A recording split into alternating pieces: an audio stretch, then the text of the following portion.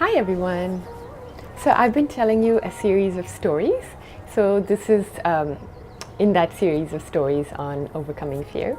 So this is a story of a little girl that spent most of her childhood being very shy, not talking to people, being as invisible as possible so people didn't notice her. She also tried to sing, but spent a whole year in choir class trying to be invisible and not let anybody find out that she actually doesn't know anything and can't sing. And this little girl, she grows up and she starts dating. And she goes on this one date with actually a group of guys, and she didn't know many Indians growing up, but there she was in a car with Indians. They were going rafting. So on the way, it's a bit of a long drive. So the group of people decide to play a game.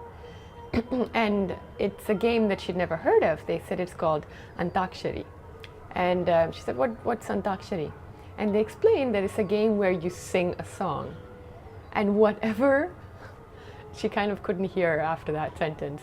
But they said whatever letter it ends in, that song, then the next person has to sing a song, or the next group, sing a song that starts in that letter.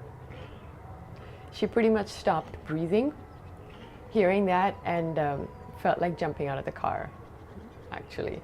But they were very casual about it. They said, "Oh, it's a big deal, it'll be fun, this, that." And it was kind of accepted that it's a fun thing that, you know, everyone does.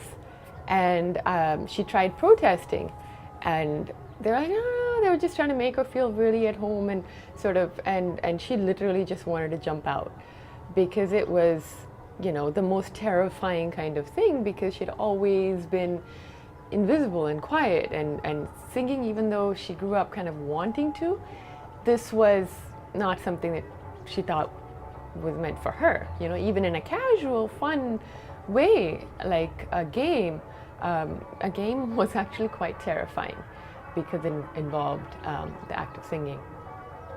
So, yeah, I think I'm also sharing that story in third person because that's a good way to kind of have compassion for wherever that fear came from, if it's from the past. Have compassion for it, and yet not be so attached to those circumstances that were in the past. It's not really who we are right now, right? It's good to understand it, to know that, you know what, it's not something I developed yesterday, so that's why it's taking some time to leave me, to create that space, and yet not to be so attached, like, to the fact that you feel like, oh, there's no way, that's just who I am, I can't do this, I can't do that.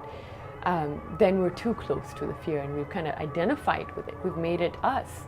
And that's very limiting, right? So yeah, that's why also I'm giving it in third person. And it might help you to do that.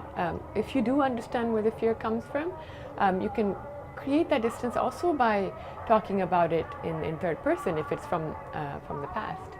So yeah, that is, this is the series on my fear of singing, how it came to be, and how it takes some time for fears to leave us. Yeah. Let's take a deep breath in together. Inhale, letting the abdomen rise, letting the chest rise. And exhale, pulling the abdomen in and letting the chest fall.